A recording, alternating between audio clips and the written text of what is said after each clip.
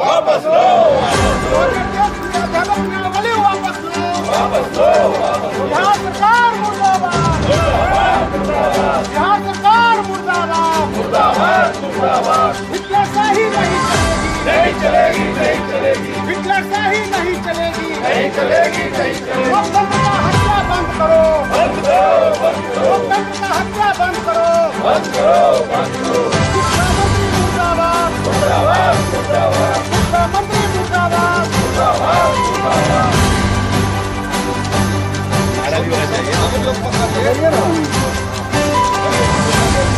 नीतीश कुमार हाय हाय, नीतीश कुमार हाय हाय, शिक्षा मंत्री हाय हाय, शिक्षा मंत्री हाय हाय, लक्ष्मी यादव हाय हाय, हाय हाय।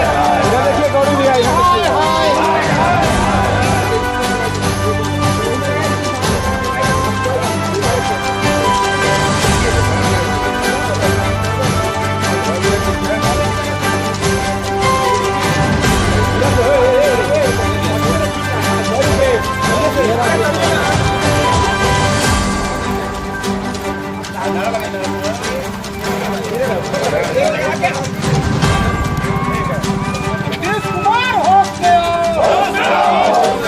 नीतीश कुमार होश में आओ, कर्मी का दर्जा देना होगा। चाहूंगा कि आज का यह कार्यक्रम क्यों और कैसे काहे रखा गया, क्या दिक्कत है शिक्षकों को, इस पर अपना बात रखेंगे। जैसा कि हम सभी लोग जानते हैं कि पूर्व से राज्य के मुखिया के आह्वान पर, बिहार राज्य प्रारंभिक शिक्षक संघ के मुखिया श्री प्रदीप कुमार जी के आह्वान पर 31 मई को राज्य स्तरीय कार्यक्रम रखा गया था। तो राज्य सरकार के द्वारा कार्यक्रम करने की अनुमति नहीं दी गई।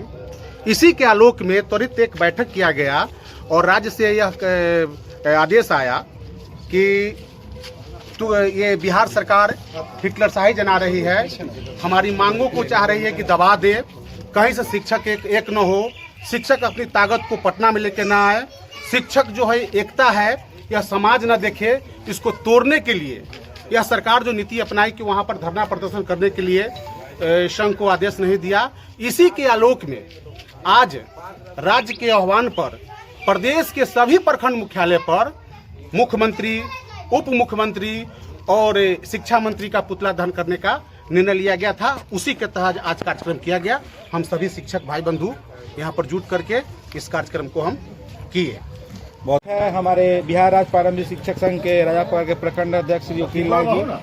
अध्यक्ष महोदय, आज का यह कार्यक्रम किस कारणों से और क्यों किया गया है? आज हमारे शिक्षक क्यों उग्र हैं, ऐसा क्यों कर रहे हैं, किस बात की उनको दिक्कत है, इस पर प्रकाश डालेंगे। कौन है?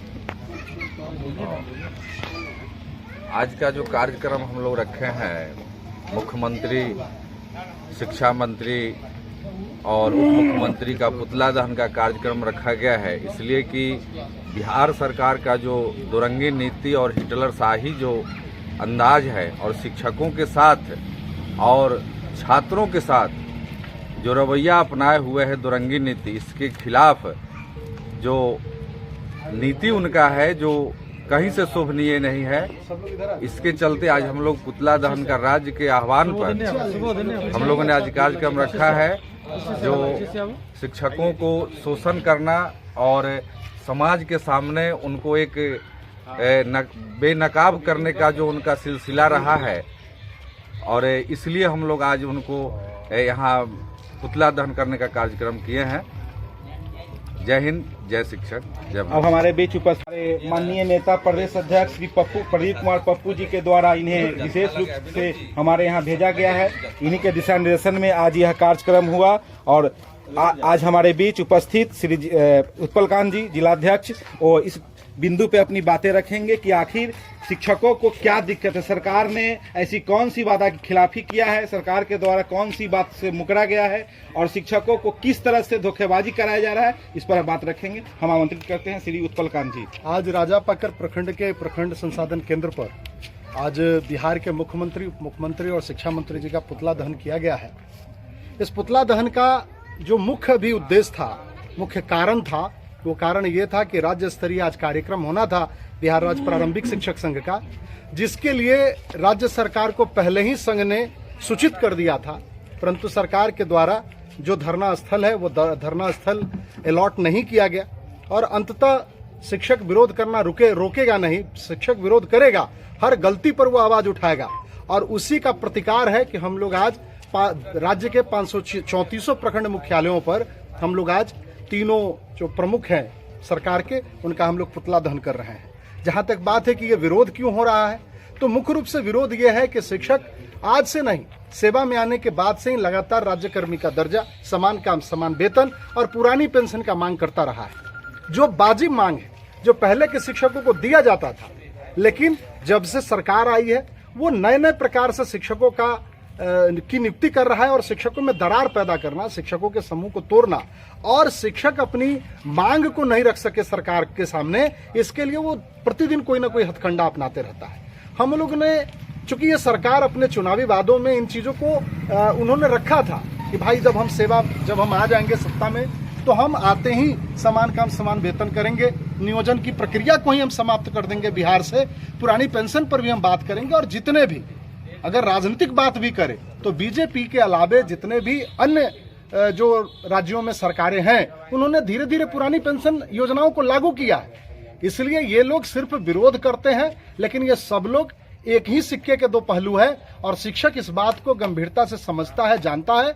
आने वाले दिनों में अगर सरकार ने हमारे इन विरोध का अगर उन पर कोई असर नहीं होता है, फर्क नहीं पड़ता है, तो हम आगे हर तरह से राजनीतिक रूप से भी, हम वोट की शक्ति से भी हम राज्य ऐसी सरकार को बिल्कुल समाप्त कर देंगे जो शिक्षा और शिक्षक विरोधी है। हम यही मैसेज देने के लिए अभी भी हम यहाँ उपस्थित हुए हैं कि सरकार हमारी वाजिब मांगों को, ये ऐसा मांग नहीं है कि हमने बहुत विश्वास था कि बिहार में जब एक नई सरकार आएगी तो सभी को हक और हुकूमत और अधिकार मिलेगा।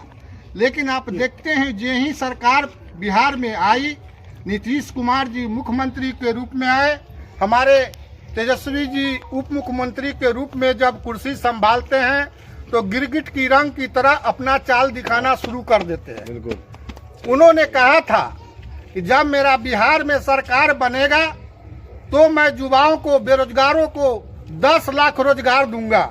आप शिक्षक संघ देख रहे हैं, आपकी समस्या नहीं है, यह बिहार की एक बेरोजगारी की समस्या है।